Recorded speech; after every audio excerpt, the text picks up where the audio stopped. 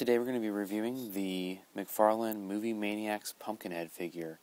Pumpkinhead is the iconic monster from the movie of the same name, which has always been one of my favorite horror movies, going as far back as when I was a kid.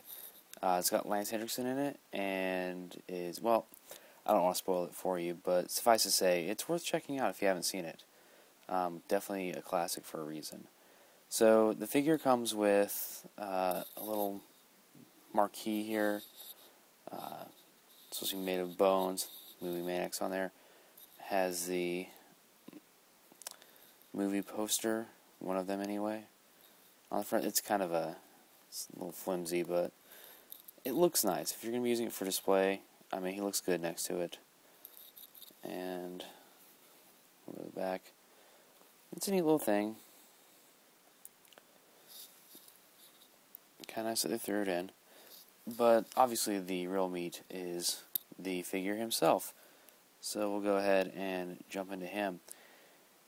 We'll start with articulation. It's a McFarlane figure. There's not tons of articulation to talk about, so it'll go pretty quick. To start with, we have ball elbow, or not elbow, shoulder rather. No head on this guy. We have swivel waist. We have swivel wrists. No elbow movement. We have V-cut hips. And no knees or thigh swivels or anything of that nature. The tail that he comes with is with a bendy tail, so you can pose it in a variety of different ways. And that is the articulation. Like I said, there's not really a lot to him. But then again, there doesn't need to be a lot to him. He's, not going to be doing somersaults or yoga or anything like that. So, as for the sculpt is really good. It very much captures the monster very faithfully, and it looks just great. It's got a nice lean, gaunt body with long legs. It's covered in wrinkles. Let me go ahead and give you a nice little close-up of the face here. He just looks fantastic. He's almost a little reminiscent of the not Hector Hammond, but rather Parallax that they threw in the new Green Lantern movie. This guy definitely is much better. Very creepy looking.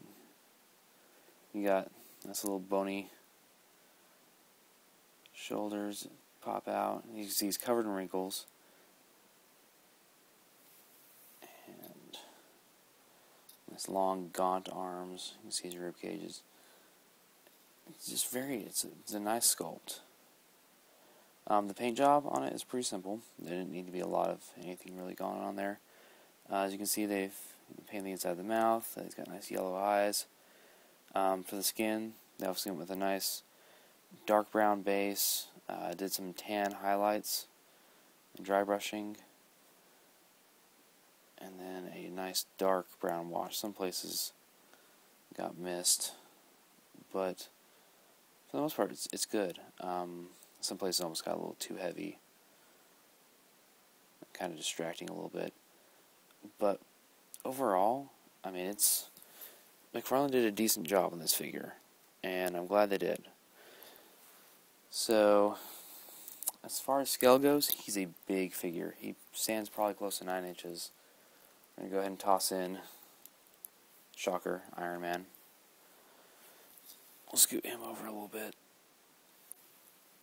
Throw Iron Man right next to him. As you can see, he towers over Iron Man. He's a large figure, which is good because, I mean, he needs to be. He's supposed to be huge, and it really works out. Where to get him? These days, you're probably going to have to go to eBay, unless you can find him in a local, comic book store, or I don't imagine any other retail store would have them these days.